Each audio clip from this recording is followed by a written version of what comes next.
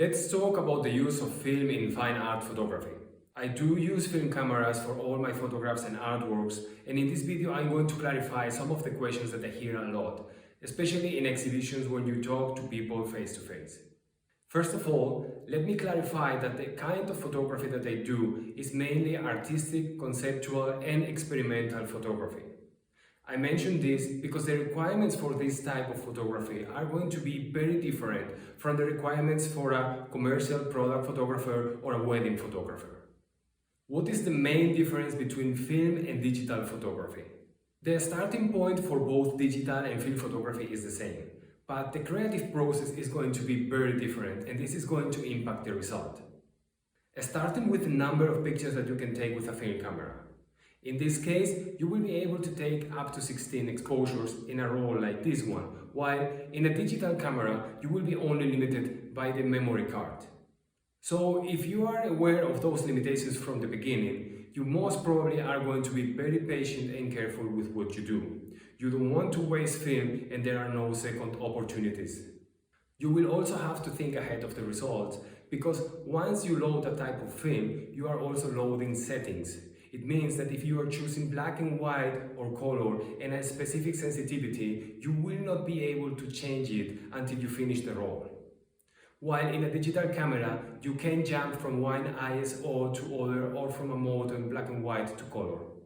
Many photographers consider these limitations to be a burden, but for me they are the game rules. If I'm going to play chess, I know that I can move the pieces only in specific directions. If I suddenly can move my pieces in every possible direction, the game is going to become boring. Processing film can take longer than processing digital files, but this is not always going to be the case.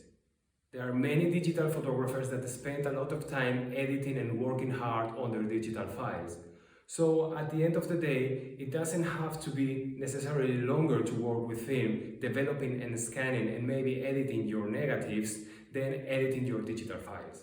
And don't forget that if you take 3,000 pictures, first of all, you will have to filter and select them, and this takes a lot of time. The results are going to be also different. Even if many programs try to imitate the look of film, each type or brand of film will have a different look, different colors and textures, and of course the famous grain, which is due to the chemical particles. But for me, one of the most important differences is that I can touch the results. With digital, I have always the impression that there is something between me and my work, while if I can hold the things in my hand, they cannot be scrolled away. Especially in times of mass production of media, it's very important for me to take the control on the production and to be very careful and selective with what I do. Another very common question is if film photography is not too expensive. The most expensive part of film photography in the long term is the film material. For example, buying a package for this Polaroid in 2020 is going to cost you 20 euros for 8 pictures. It means that if you make a mistake, that mistake is going to cost you 2.5 euros. But if you think about the prices of a modern digital professional equipment, you will spend thousands of euros for this, while older second or third hand film cameras can be very cheap. When it comes to experimental photography, many people ask me if there is no digital manipulation. No, there is no digital manipulation in the experimental photography that I do. It is, however, possible to manipulate all digital files that you have, but it wouldn't make much sense to manipulate digitally what you started working in a film. Let's take, for example, multiple exposures.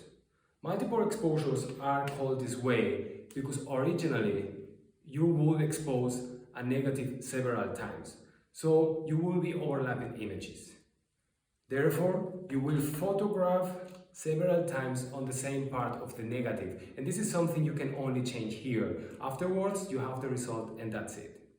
Of course, if you take different pictures and mix them in your computer, you can create similar effects, but the creative process of thinking about the procedure beforehand and creating it in camera is very much different than having all possible cards to be mixed in your computer.